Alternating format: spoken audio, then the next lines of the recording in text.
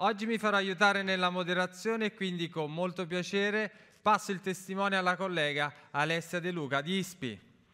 Buongiorno a tutti. Benvenuti, grazie Luigi, grazie a Cybersecurity Italia per avermi coinvolto in questo evento che assume ancora più importanza alla luce ovviamente dell'attuale contesto geopolitico. E allora addentriamoci in questo contesto internazionale. Permettetemi di passare adesso all'inglese per introdurre il comandante Jack Shis.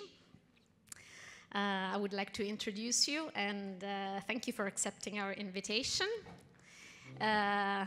Il comandante Shis, Commander Shis currently serves as the strategy branch head at the NATO Cooperative Cyber Defense Center of Excellence located in Tallinn.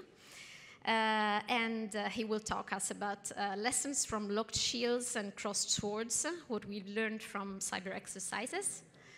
Please repeat yourself, and I also have a question for you after. Okay? Grazie. Thank you. Buongiorno a tutti, è un onore essere qui. Mi dispiace, ma questo tutto l'italiano che ricordo, so unfortunately, the rest of my speech has to be in English. I hope you can bear with me. It was good, right? Thank you. So, two of the best years of my naval career were down in Naples, Italy, so this place always has a special place in my heart.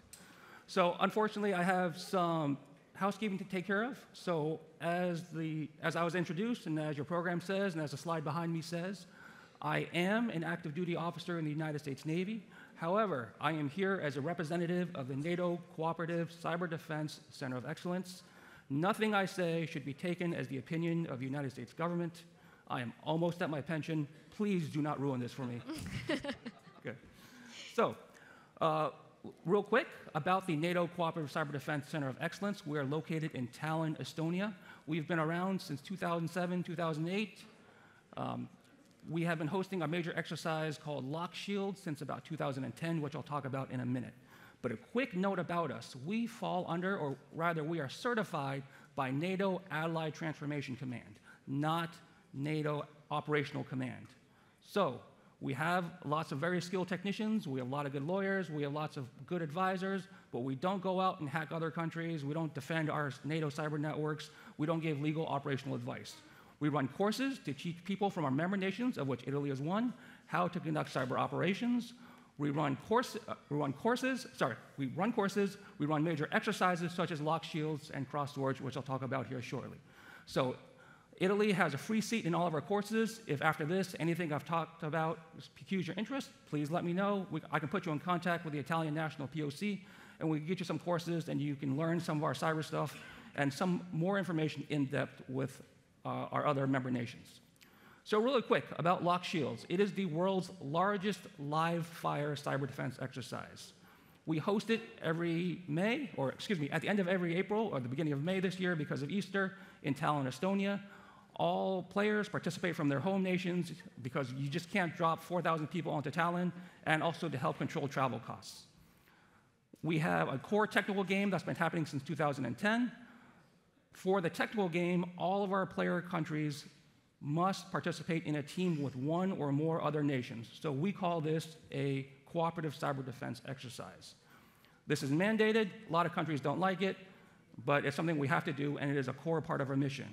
And surprisingly, what we found is that as we've had this for 2-3 years now, nations working together, they got over it, they work together very well, they get over their languages, and they're able to share information and improve each other. So it's a very obvious lesson for Lock Shields, but it's something that's very important to remember nonetheless. Another thing for Lock Shields, it is a live fire exercise. So what that means for us, instead of most exercises where you know the attack is coming every 2 hours or every hour, and you have a very narrow focus of what's happening on the exercise, you have to, in Lock Shields, know that we have a team of real live hackers, Estonian penetration testers. And if you didn't know, Estonia has a very high level of cyber competency within their society that will look at your systems, they'll look at what you're doing, they'll look at your strengths, and just like a real APT or a real hostile hacker group, they will come after you with whatever weaknesses they can see. And so you have to think, you have to defend, and you have to do so quickly in response to an enemy that is thinking, just like real life. Of course, when we all start out in cybersecurity, you start out with something very, very basic. That's fine. But when you get to the varsity level, you have to practice like you fight. That's something we say all the time in the US military. You can quote me on that one. But in cybersecurity, all too often, we see things are politicized. Exercises are structured, so whoever's playing in the exercise doesn't get their feelings hurt. That's just not how the real world works. Obviously, for those of us in the military, you see your friends come back or not come back sometimes from different missions. Cyber, most of the time you can come back from your missions, but all the same, you have to remember that you train like you fight, and when you're defending for real against a highly motivated nation-state-backed actor, there is no such thing as a reset. There is no such thing as having a narrow exercise path or whatnot. So we have consistently gotten our feedback from our exercise participants that we have the most realistic, most difficult, and most rewarding cyber exercise they've ever been in, and they learn a lot, and every year we have more and more people come back. We started out with a few hundred people. We're at 4,000 people participating right now from 41 nations across the world in 18 different teams. Same thing again this year. It's happening May 5 to 9 in Tallinn, Estonia. If anyone's interested, we have a Distinguished Visitor Day tour where you can come see what we do. And again, it's just very, very important to show that cyber defense cooperation is a team sport. You have to work together.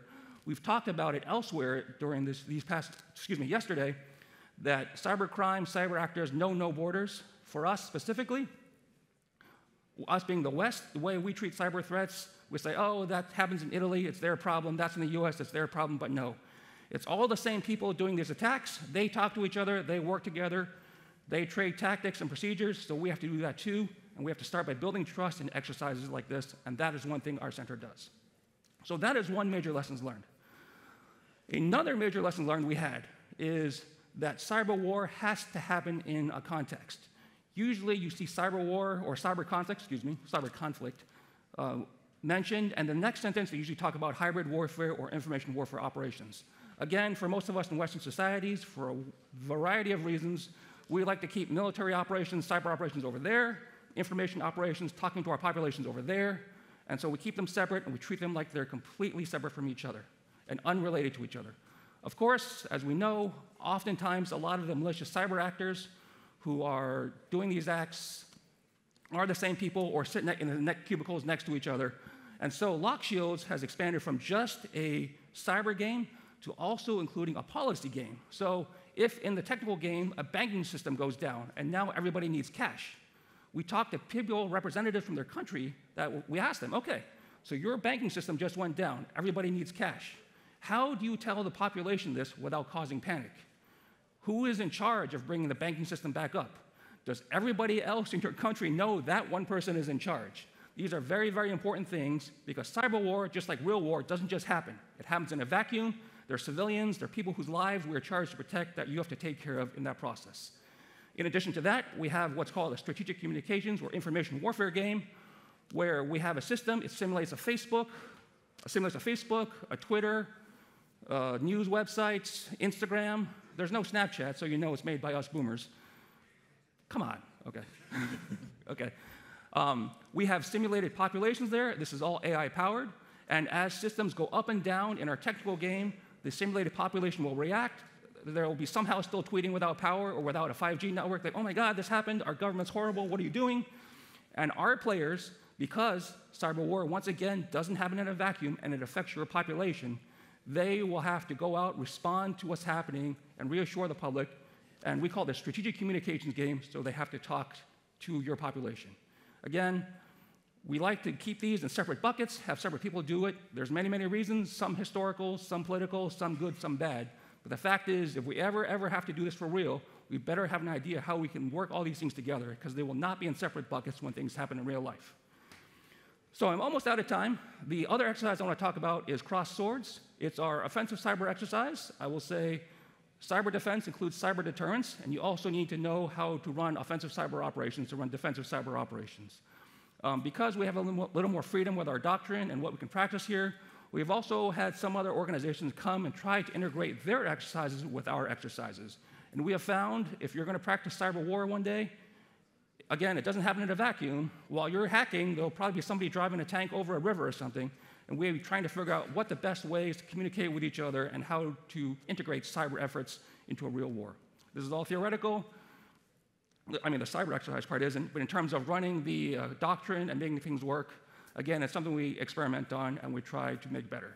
As of right now, only one country's tried that for real, that's Russia, and for some reason, they won't tell us what worked well and what worked bad in their campaign. So, I believe I'm about out of time. Thank you for your attention, and if you have any questions about our exercises, or if you would like to come observe them, please let me know, and I can get you that information. Thank you. Thank you. Thank you, Commander Shis, for underlining the importance of cooperation in confronting cyber threats. I have a question. As you remembered at the beginning of your speech, you also completed operational tours with the US 6th Fleet located in Naples. So I wanted to know, what memories do you have of your experience in Italy, and when will your international cyber exercises be based on AI-driven attacks?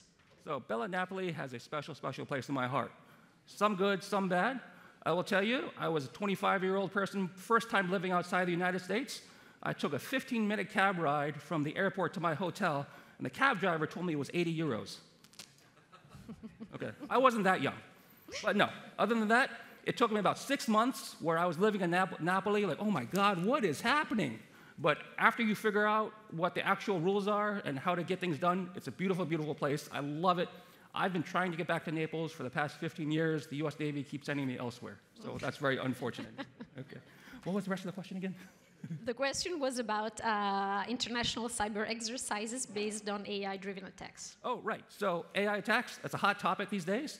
I will tell you, we have some top-notch Estonian hackers. Like every Lock Shields exercise, at the beginning and the end of every exercise day, they get up with a microphone.